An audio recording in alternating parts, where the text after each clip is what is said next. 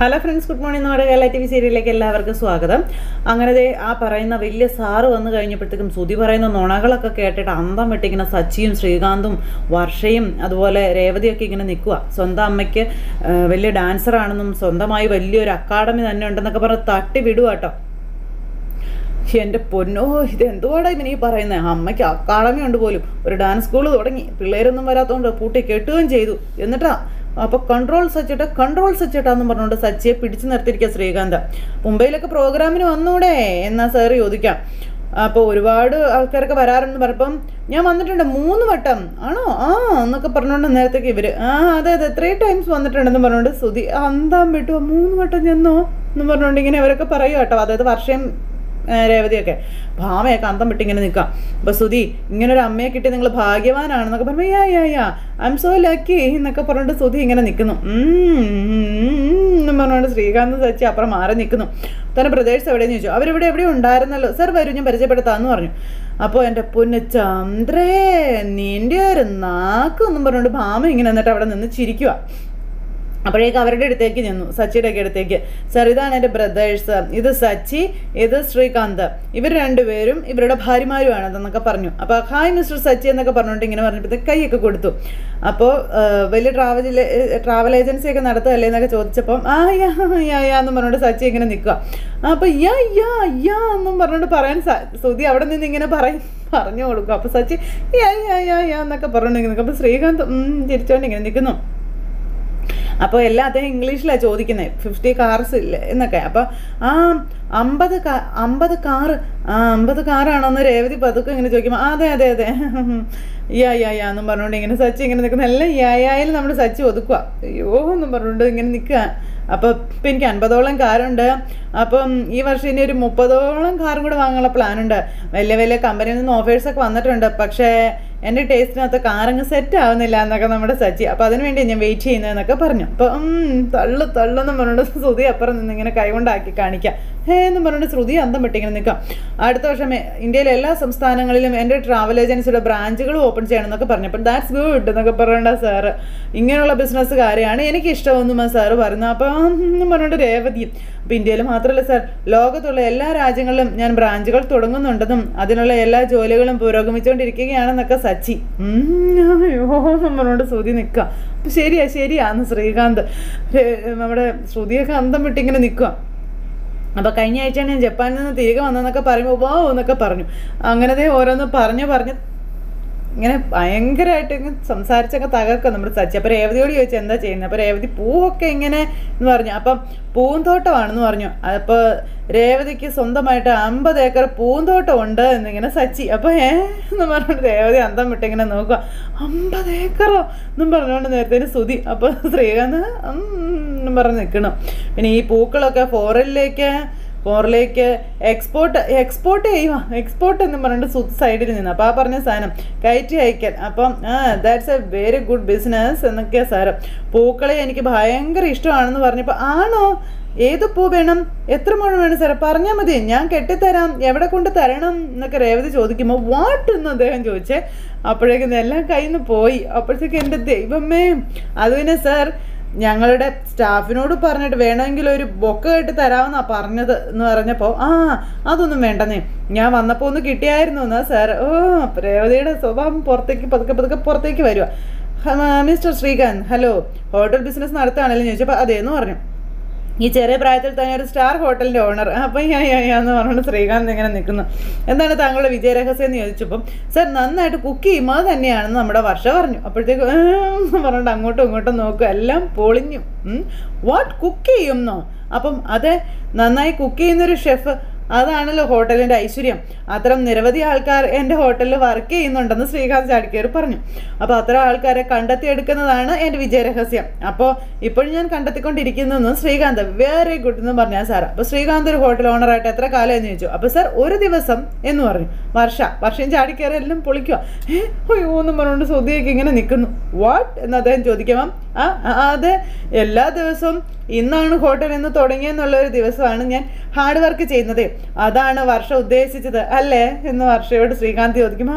അപ്പോൾ സൂപ്പർടാ സൂപ്പർ, നീ നന്നായിട്ട് മാനേജ് ചെയ്തു എന്ന് പറഞ്ഞു സുധി. എന്താണെന്നാ സാറ് ചോദിച്ചു. അല്ല, എല്ലാ ദിവസവും ഞാനും അവനെ പുതിയ പുതിയ ഐഡിയാസ് പറഞ്ഞു കൊടുക്കുവേ, അതനുസരിച്ച് ഇവൻ മാനേജ് ചെയ്യും, അതനുസരിച്ച് മാനേജ് ചെയ്യും, അതാണ് ഞാൻ ഉദ്ദേശിച്ചതെന്ന് സുധി അവിടെ നിന്ന് പറയുന്നു. അപ്പോൾ അതെ സാർ, അപ്പോൾ പിന്നെ എന്നെ ഹോട്ടൽ ഓണർ ആക്കിയത് തന്നെ ഈ നിൽക്കുന്ന സുധിയേട്ടനാ എന്നൊക്കെ പറഞ്ഞുകൊണ്ട് നമ്മുടെ ശ്രീകാന്ത്. അപ്പോൾ ഓ ഗ്രേറ്റ് എന്നും പറഞ്ഞുകൊണ്ട് ഇങ്ങനെ നിൽക്കുക നമ്മുടെ സാറ്.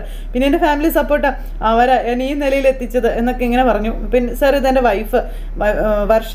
അപ്പോൾ എന്താണ് വർഷ ചെയ്യുന്നതെന്ന് ചോദിക്കുമ്പം sir I M A dubbing artist ആയിരുന്നു, ഇപ്പം സ്വന്തമായിട്ട് സ്റ്റുഡിയോ ഉണ്ട് 3 എണ്ണം. അയ്യോ 3 സ്റ്റുഡിയോയോ ഒന്നും പറഞ്ഞിട്ട് വർഷം ഇങ്ങനെ നോക്കാം. ഇത് നമ്മുടെ ലിസ്റ്റിലല്ലോ, മുന്നേ പറഞ്ഞിട്ടും ഇല്ലല്ലോ എന്നൊക്കെ ഇങ്ങനെ നമ്മുടെ വർഷ ചാടി കയറി പറഞ്ഞു. എന്താ എന്നാ സാർ അന്നേരം ചോദിച്ചു. മൊത്തം കൊളായി. അയ്യോ അല്ല, അതെ നമ്മൾ ഇന്നത്തെ പ്രോഗ്രാം ലിസ്റ്റ് ചെയ്തിരുന്നേ, അപ്പോൾ സാർ ബിസിയാണല്ലോ, അപ്പോൾ സാറിൻ്റെ സമയം കളയണ്ടെന്ന് കരുതി ഈ പരിചയപ്പെടൽ ലിസ്റ്റിൽ ഇട്ടിരുന്നില്ല, അതാ വർഷ ചോദിച്ചതേ അല്ലേ വർഷേ. അപ്പം എന്ന് പറഞ്ഞിട്ട് വർഷ ഇങ്ങനെ പേടിച്ച് നിൽക്കുന്നു. അപ്പം അതൊന്നും കുഴപ്പമില്ലെന്നേ, ഈ ഒരു ദിവസം ഞാൻ സുധിക്ക് വേണ്ടി നീക്കി വെച്ചിരിക്കുകയല്ലേ എന്നാ സാറ് പറഞ്ഞു. അപ്പോൾ ഓഹോ എന്നും പറഞ്ഞു എല്ലാവരും. അപ്പോൾ താങ്ക് യു സാർ എന്നും പറഞ്ഞുകൊണ്ട് സുധി. അപ്പോഴത്തേക്കും നമ്മുടെ അച്ഛൻ അങ്ങോട്ടേക്ക് വന്നു. ഓരോരുത്തരെയൊക്കെ വിളിച്ചുകൊണ്ട് വരുമോ, ദൈവമേ അച്ഛൻ വരുന്നുണ്ട് അടുത്ത കുഴിച്ചുമായിട്ട് ഇനി എന്ത് ചെയ്യുമെന്നും പറഞ്ഞുകൊണ്ട് സുധി ഇങ്ങനെ അവിടെ നിൽക്കുക. എങ്ങനെയെങ്കിലും രക്ഷപ്പെടണമല്ലോ എന്നും പറഞ്ഞുകൊണ്ട് സുധി അവിടെ നിന്ന് ഓടുക. അപ്പോൾ സാർ നമുക്ക് കേക്ക് കട്ട് ചെയ്യാം സാർ. അച്ഛൻ വളരെ പഞ്ച്വാലിറ്റി ഉള്ള ആളാണേ, അപ്പോൾ അച്ഛൻ വഴക്ക് പറയാൻ താമസിച്ചാൽ അപ്പോൾ എനിക്ക് തോന്നി അതെ. അപ്പോൾ it's A simple man that very ജീനിയേഴ്സ് എന്നൊക്കെ സാർ. അപ്പോൾ എന്നൊക്കെ പറഞ്ഞുകൊണ്ട് നിന്ന് ഭയങ്കര ആക്ടിങ്. അതിനുശേഷം പിന്നെ ഇങ്ങനെ അവരെല്ലാവരും അങ്ങ് പോയി കഴിഞ്ഞപ്പോൾ രേവതി സച്ചിക്കിട്ട് ഒരു കുത്തും വെച്ച് കൊടുത്തിട്ട് നിങ്ങൾ എന്തൊക്കെയാണ് പറഞ്ഞതെന്ന് ചോദിച്ചു. നിങ്ങളെപ്പോലെ കള്ളം പറയാൻ എന്നെക്കൊണ്ടും പറ്റത്തില്ല. നീ പിന്നെ കള്ളം പറയാത്ത ആളാണല്ലോ എന്ന് സച്ചി. ഞാൻ നിങ്ങളോട് എപ്പോഴാണ് കള്ളം പറഞ്ഞേ? ഞാനങ്ങനെ കള്ളം പറയാറൊന്നുമില്ല, എൻ്റെ അച്ഛൻ എന്നെ അങ്ങനെ പഠിപ്പിച്ച. എൻ്റെ പിന്നെ അച്ഛൻ രാവിലെ എഴുന്നേറ്റ് കള്ളം പറയാനായിട്ട് ക്ലാസ് എടുക്കുകയല്ലേ എന്ന് സച്ചി. സുധിക്ക് വേണ്ടിയിട്ട് ചുമ്മാ അടിച്ചു വിട്ടല്ലേ ഞാനെന്ന് സച്ചി പറഞ്ഞു. ശ്രീകാന്ത് നിൻ്റെ ചേട്ടനുണ്ടല്ലോ, എൻ്റെ പൊന്നോ സമ്മതിക്കണം, ഒന്നൊന്നര മുതല കേട്ടോ എന്ന് വർഷ. അപ്പോൾ തള്ളിസ്റ്റാ എന്ന് ശ്രീകാന്ത്. പിന്നെ കേക്ക് മുറിക്കലായി. അങ്ങനെ എല്ലാവരും കൂടി ചേർന്ന് കേക്ക് മുറിച്ചു. പിന്നെ സാറ് വലിയൊരു ഗിഫ്റ്റ് സുധിക്കും അതുപോലെ നമ്മുടെ ശ്രുതിക്കും കൊടുത്തു. അപ്പോഴത്തേക്കും ആനന്ദ് അങ്ങോട്ടേക്ക് വന്നു. അപ്പം സാർ ഇവർക്ക് ആശംസ അറിയിച്ച് 2 വാക്ക് സംസാരിച്ചിരുന്നെങ്കിൽ നന്നായിരുന്നു എന്ന് പറയുമ്പോൾ പേരൻസ് സംസാരിക്കുന്നതല്ലേ നല്ലത് എന്നാ സാർ ചോദിക്കുക. അച്ഛാ സംസാരിക്കച്ചാ എന്ന് നമ്മുടെ രേവതി പറഞ്ഞു. അയ്യോ ഞാനെന്ത് പറയാനാണെന്ന് ചോദിച്ചാൽ അച്ഛൻ എൻ്റെ ചെല്ല എന്നും പറഞ്ഞ അച്ഛനെ അങ്ങ് പറഞ്ഞിട്ടു. അപ്പോൾ എൻ്റെ മക്കൾക്ക് 2 പേർക്കും വിവാഹ വാർഷിക ആശംസകളൊക്കെ പറഞ്ഞു. അപ്പോൾ താങ്ക് യു അങ്കിൾ എന്നൊക്കെ പറഞ്ഞിട്ട് നമ്മുടെ വർഷ ഇങ്ങനെ ശ്രുതി ഇങ്ങനെ നിൽക്കുന്നു. വർഷയൊക്കെ ചിരിച്ചിട്ട് ഇങ്ങനെ ഇതായിട്ട് നിൽക്കാം. അപ്പോൾ എല്ലാവർക്കും നന്മകൾ നേരുന്നുവെന്നും പറഞ്ഞു. ഞാനും പിന്നെ എൻ്റെ ഭാര്യ ചന്ദ്രയും ഭാഗ്യം ചെയ്തവരാണെന്നും ഞങ്ങൾക്ക് ദൈവം നല്ല 3 ആൺമക്കളെ തന്നു എന്നൊക്കെ പറഞ്ഞുകൊണ്ട് നമ്മുടെ അച്ഛൻ പറയുക. അങ്ങനെ അവരുടെ ജീവിതം മാറിയതും എല്ലാം അച്ഛൻ പറയുക. പറഞ്ഞു അച്ഛൻ അങ്ങനെ ഭയങ്കര ഭംഗിയായിട്ട് തന്നെ സംസാരിച്ചു കേട്ടോ. സുധിയെ പറ്റിയും അതുപോലെ ബാക്കി 2 മക്കളെ പറ്റിയും സംസാരിക്കുക. അവർ 3 പേരും നല്ല നിലയിലാണ്. അപ്പോൾ 3 പേരും നല്ല നിലയിൽ എത്തുമെന്ന് എനിക്ക് വിശ്വാസം ഉണ്ടായിരുന്നു എന്നൊക്കെയുള്ള കാര്യങ്ങളൊക്കെ ഇങ്ങനെ പറഞ്ഞ് അച്ഛൻ നല്ല ഇതായിട്ട് സംസാരിക്കുക കേട്ടോ. അപ്പോൾ ഞാനൊരു ബസ് ഡ്രൈവർ ആയിരുന്നു എന്നൊക്കെ പറഞ്ഞുകൊണ്ട് അച്ഛൻ ഇങ്ങനെ അവിടെ നിന്ന് അങ്ങ് തുടങ്ങി. അപ്പോൾ അങ്ങനെ അച്ഛൻ എല്ലാം പറഞ്ഞ് എല്ലാം കയ്യിൽ നിന്ന് പോയോ എന്നുള്ള രീതിയിൽ ഇങ്ങനെ നിൽക്കുക. അപ്പോൾ ഞാനൊരു ഓട്ടത്തിലായിരുന്നു, ഞാൻ ഓട്ടമൊക്കെ നിർത്തി. ജീവിതത്തിൽ ഉയർച്ചയിലെത്തണമെങ്കിൽ അവർ അച്ഛനമ്മമാരുടെ വാക്കുകൾ കേൾക്കണം, ഭാര്യമാർ പറയുന്നത് കേൾക്കണം, കഠിനാധ്വാനം ചെയ്യണം. അങ്ങനെ എല്ലാത്തിലുപരി മനസ്സിൽ സ്നേഹവും നന്മയും അതുപോലെ സത്യസന്ധതയും ഒക്കെ ഉണ്ടാകണം. അതെല്ലാം എൻ്റെ 3 മക്കൾക്കും ഉണ്ടെന്ന് പറഞ്ഞു. അപ്പോൾ കുടുംബത്തിലുള്ള എല്ലാവരും ചേർന്ന് ഒത്തൊരുമിച്ച് ആഞ്ഞു തുഴഞ്ഞാൽ നമുക്ക് എവിടെ വേണമെങ്കിലും എത്തിപ്പെടാൻ പറ്റും. നമ്മളുടെ കുടുംബം മറ്റു കുടുംബങ്ങൾക്കെല്ലാം ഒരു മാതൃകയാവണമെന്നൊക്കെ അച്ഛൻ പറയുക. ഇത് പറഞ്ഞെടുത്തുനിന്നാണ് ഞാൻ എൻ്റെ മക്കളെ വളർത്തിയതെന്നൊക്കെ അച്ഛൻ ഇങ്ങനെ പറയുമ്പോൾ എല്ലാവരും കൈയടിച്ചൊക്കെ ഭയങ്കര പ്രോത്സാഹനം. ശ്രുതിക്കും ഇതുപോലെ സ്നേഹത്തോടെയും സന്തോഷത്തോടെയും ജീവിക്കാൻ കഴിയട്ടെ എന്ന് ഞാൻ ആത്മാർത്ഥമായിട്ട് ആശംസിക്കുന്നുവെന്നും അച്ഛൻ പറഞ്ഞു. അങ്ങനെ അദ്ദേഹത്തിൻ്റെ സംസാരം എല്ലാവർക്കും ഒരുപാട് ഇഷ്ടപ്പെട്ടു. എല്ലാവരും ഭയങ്കര സന്തോഷത്തോടു കൂടി ഇങ്ങനെ നിൽക്കുക. ഒരു നിമിഷം അച്ഛൻ്റെ കയ്യിൽ നിന്ന് പോയെന്ന് ഇവരൊക്കെ വിചാരിച്ചിരുന്നു. ആ സമയത്ത് രവിയേട്ട ഇനി ഞാൻ സംസാരിക്കാമെന്ന് പറഞ്ഞു അമ്മ. അച്ഛൻ സമയം തീരെ കുറവ്, അതിന് താന്നും പറഞ്ഞുകൊണ്ട് മേടിച്ചത് സുധി. കാരണം പേടിയ അമ്മ വല്ല പൊട്ടത്തരവും പറയുമെന്ന് ഓർത്തെ. അപ്പോൾ സാറിൻ്റെ എല്ലാ ആശംസകളും ഞങ്ങൾക്ക് 2 പേർക്കും വേണം. So few words please. Okay sure എന്ന് പറഞ്ഞു. അങ്ങനെ അദ്ദേഹം അവിടെ നിന്ന് ഇങ്ങനെ സംസാരിക്കുകയാണ്. അങ്ങനെ ഒരു ബിസിനസ് എങ്ങനെയായിരിക്കണം, ബിസിനസ്സിൻ്റെ മുതലാളി എങ്ങനെയായിരിക്കണം, അതുപോലെ ഇവരുടെ കുടുംബത്തെ പറ്റിയൊക്കെ അദ്ദേഹം സംസാരിക്കാം. നിങ്ങളുടെ കുടുംബത്തെ എനിക്ക് ഒരുപാട് ഇഷ്ടമായി, നിങ്ങളുടെ കുടുംബത്തിനോടൊപ്പം നിൽക്കാൻ കഴിയുന്നതിൽ എനിക്ക് ഒരുപാട് സന്തോഷം തോന്നുന്നു എന്നൊക്കെ അദ്ദേഹം പറഞ്ഞു. നിങ്ങളുടെ കുടുംബത്തെ എനിക്ക് അത്രയ്ക്ക് ഇഷ്ടമായി എന്നും ഒക്കെ അദ്ദേഹം പറയാം കേട്ടോ. അയ്യോ ഭയങ്കര സന്തോഷം എല്ലാവർക്കും. അപ്പോൾ എല്ലാവരും ഇങ്ങനെ ഹാപ്പി ആയിട്ട് നിൽക്കുക. ശ്രുതിക്കും എൻ്റെ ബെസ്റ്റ് വിഷസ് എന്നും പറഞ്ഞു. Thank you sir, thank you very much എന്നൊക്കെ പറഞ്ഞുകൊണ്ട് നമ്മുടെ ശ്രുതി ഇങ്ങനെ നിൽക്കുന്നു. എല്ലാവരും ഹാപ്പി ആയിട്ട് ഇങ്ങനെ കയറി നിൽക്കുകയാണ്. ഇവർക്ക് വേറൊരു ഗിഫ്റ്റ് കൂടി ഞാനിപ്പോൾ കൊടുക്കാൻ പോവുകയാണെന്ന് സാർ പറയാം. അപ്പോൾ വേറൊരു ഗിഫ്റ്റോ അതെന്താ എന്നും പറഞ്ഞുകൊണ്ട് ഇങ്ങനെ അവർ അങ്ങോട്ടും ഇങ്ങോട്ടുമൊക്കെ ചോദിക്കുന്നുണ്ടേ. എന്താണെന്ന് മനസ്സിലായില്ല. അപ്പം എൻ്റേത് ഒരു ഇൻ്റർനാഷണൽ കമ്പനിയാണെന്നും എൻ്റെ കമ്പനി പ്രോഡക്ട്സ് കേരളത്തിൽ സെയിൽ ചെയ്യാനായി ഒരു ഡീലറെ വേണമെന്നുള്ള കാര്യം പറയാം. കേരളത്തിലെ വലിയ വലിയ ബിസിനസ്സുകാർ ഡീലർഷിപ്പിനായി എന്നെ സമീപിച്ചിരുന്നു. വലിയ വലിയ ബിസിനസ്സുകാർക്ക് ഡീലർഷിപ്പ് നൽകുന്നതിനേക്കാളും നല്ല ഫാമിലി ബാക്ക്ഗ്രൗണ്ട് ഉള്ള അപ്പോൾ നല്ല ടാലൻറ്റ് യങ്സ്റ്റേഴ്സിന് കൊടുത്താൽ അതായിരിക്കും എൻ്റെ ബിസിനസ്സിന് നല്ലതെന്ന് ഞാൻ വിശ്വസിക്കുന്നു എന്നും അദ്ദേഹം പറയും. അപ്പോഴത്തേക്ക് സുധി അന്തം വിട്ടിങ്ങനെ നോക്കും, പോരട്ടെ എന്നുള്ള രീതിയിൽ. അപ്പോൾ ശ്രീകാന്തും സച്ചിയും ഒക്കെ ഇങ്ങനെ നോക്കി നിൽക്കുക. അങ്ങനെ നോക്കുമ്പോൾ Sudhi is A deserving suggestion എന്നൊക്കെ പറഞ്ഞുകൊണ്ട് ഇങ്ങനെ അദ്ദേഹം പറഞ്ഞു. സെയിൽ ചെയ്യാൻ പോകുന്ന പുതിയ പ്രൊഡക്ട്സിൻ്റെ കേരളത്തിൻ്റെ ഡീലർഷിപ്പ് ഞാൻ സുധിക്ക് നൽകാൻ തീരുമാനിച്ചു എന്നും ആ സാറ് പറയാം. അത് കേട്ടപ്പോഴത്തേക്ക് എല്ലാവരും തുള്ളിച്ചാടുക. ഭയങ്കര സന്തോഷമായി എല്ലാവർക്കും. അപ്പോൾ എല്ലാവരും ഭയങ്കര സന്തോഷത്തോടു കൂടി ഇങ്ങനെ നിൽക്കുന്നു. അങ്ങനെ എല്ലാവരും ഹാപ്പിയായി. അച്ഛനാണെങ്കിൽ മോനെ കെട്ടിപ്പിടിക്കുന്നു. അപ്പോൾ thank you sir, thank you so much എന്നൊക്കെ പറഞ്ഞു നമ്മുടെ സുധി. ബെസ്റ്റ് ഓഫ് ലക്ക് ഒക്കെ പറഞ്ഞു. അങ്ങനെ എല്ലാം വളരെ ഭംഗിയായി അവസാനിച്ചു. അതിനുശേഷം പിന്നെ കൺഗ്രാറ്റ്സ് കൊടുത്തു ഏട്ടന്. അപ്പോൾ എല്ലാവരും ഹാളിലേക്ക് വരണം, അവിടെയാണ് ഫുഡ് അറേഞ്ച് ചെയ്തിരിക്കുന്നതെന്ന് നമ്മുടെ അച്ഛൻ പറഞ്ഞു. അങ്ങനെ എല്ലാവരും ഫുഡ് കഴിക്കാനായിട്ട് പോകുന്നു. ആ സമയത്ത് സച്ചിയും രേവതി അവിടെ അങ്ങനെ നിൽക്കുക. അപ്പോൾ സച്ചേട്ടാന്ന് പറഞ്ഞു വിളിച്ച് രേവതി സച്ചി പിടിച്ച് നിർത്തി. നിനക്കെന്താ ഇത് കേട്ടിട്ട് സന്തോഷമില്ലേ എന്ന് സച്ചി രേവതി ചോദിച്ചപ്പോൾ സന്തോഷമൊക്കെ ഉണ്ട്, നമ്മുടെ കുടുംബത്തിൽ ഒരാൾക്ക് നല്ലത് നടന്നാൽ സന്തോഷം ഉണ്ടാവില്ലേ എന്ന് ചോദിച്ചു.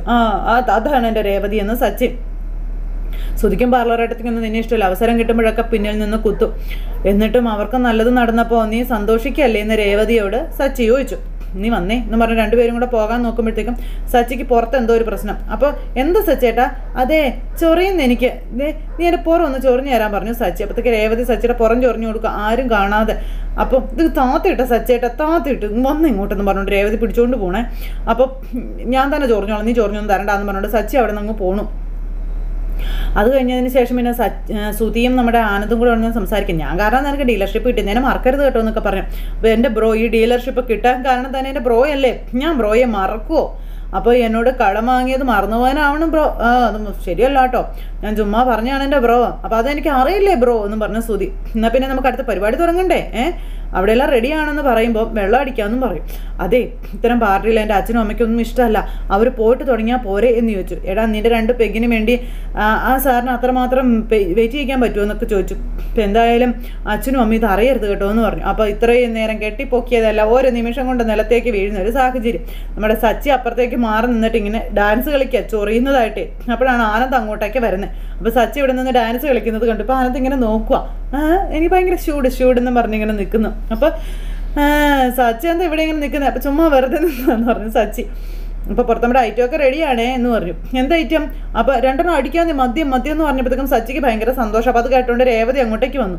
ഇവിടെ അതും ഉണ്ടോ എന്ന് സച്ചി ചോദിച്ചു. പിന്നെ അല്ലാതെ സുധി ഒന്നും പറഞ്ഞില്ലല്ലേ? അതെ, നല്ല വില കൂടിയ ഫോറിൻ സാധനങ്ങളൊക്കെ അടിക്കാം ഖാമോണെന്ന് പറഞ്ഞ് വിളിച്ചു. ഈ വില കൂടിയ ഫോറിൻ സാധനങ്ങളൊക്കെ കഴിക്കുമ്പോഴേ നെഞ്ചിലൂടെ ഇറങ്ങിപ്പോകുന്ന അറിയില്ല എന്ന് പറഞ്ഞു കേട്ടിട്ടുണ്ട്. അങ്ങനെയാണോ ഇന്ന് സച്ചി? ഞാനതേ ഇതുവരെ വില കൂടിയ സാധനങ്ങളൊന്നും കഴിച്ചിട്ടില്ല എന്ന് സച്ചി പറയുമ്പം സത്യം വന്നാൽ നല്ല സ്മൂത്താണ്, എത്ര അടിച്ചാലും നമ്മൾ സ്റ്റഡി ആയിട്ട് ഇങ്ങനെ നിൽക്കും. അപ്പോൾ രേവതി ഇത് കേട്ടോ എന്നും പറഞ്ഞ് ഇങ്ങനെ നിൽക്കുക. അപ്പോൾ ബ്രോ അടിക്കുന്നില്ലേന്ന് ചോദിച്ചു. അത് പിന്നെ ഞാനില്ലാന്ന് പറഞ്ഞു സച്ചി. അടിക്കരുതെന്ന് വൈഫ് പറഞ്ഞാണോ അല്ലേന്ന് ചോദിച്ചു. അത് നീ എങ്ങനെ അറിഞ്ഞതെന്ന് ചോദിച്ചു. ഇതൊക്കെ രേവതി നിന്ന് കേൾക്കുക, അത് ഈ മണ്ടന്മാർ കാണുന്നുമില്ല. ഒരു പാർട്ടിക്ക് പോകുമ്പോൾ ഭർത്താക്കന്മാരോട് ഇങ്ങനെ പറയാത്ത ഭാര്യമാരുണ്ടോ ബ്രോ? കുടിക്കരുത് എന്ന് എന്നോടും ഭാര്യ പറഞ്ഞു എന്ന് വെച്ചാൽ ഞാൻ എൻ്റെ കടമ നിർവഹിക്കാതിരിക്കുമോ? പാർട്ടിക്ക് വന്നിട്ട് കുടിക്കാതെ പോകുന്നത് വലിയ പാപമാണ് ബ്രോ.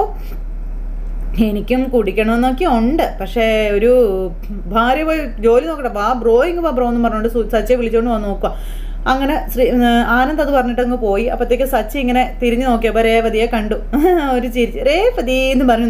നീ എന്താ ഇവിടെ നിൽക്കുന്നേ? നിങ്ങളെന്താ ഇവിടെ എന്ന് രേവതി ചോദിച്ചു. എന്താ അവിടെ ചെയ്തുകൊണ്ടിരുന്നേ? നീ ചൊറിഞ്ഞു തരില്ല എന്ന് പറഞ്ഞില്ലേ, അതുകൊണ്ട് ഞാൻ പുറം ചൊറിയാൻ വേണ്ടി വന്നതാ. ശരി, ചൊറിഞ്ഞു കഴിഞ്ഞല്ലോ, ഇനി നേരെ വീട്ടിൽ പോകാം ബാ എന്ന് പറഞ്ഞുകൊണ്ട് രേവതി വിളിക്കുമ്പോൾ വീട്ടിൽ പോകാനോ? ഇപ്പോഴോ? നിങ്ങളുടെ ഏട്ടൻ്റെ ഡീലർഷിപ്പ് കിട്ടാൻ വേണ്ടിയിട്ടല്ലേ ഈ വേഷമൊക്കെ കെട്ടിയത്. അദ്ദേഹത്തിന് ഇപ്പോൾ ഡീലർഷിപ്പ് കിട്ടി. ഇനി നമ്മൾ എന്തിനാ വെറുതെ വേഷം കെട്ടി ഇവിടെ നിൽക്കുന്നത്? അപ്പോൾ നമുക്ക് വീട്ടിൽ പോകാം. വന്നേ രേവതി സച്ചയെ വിളിക്കാം.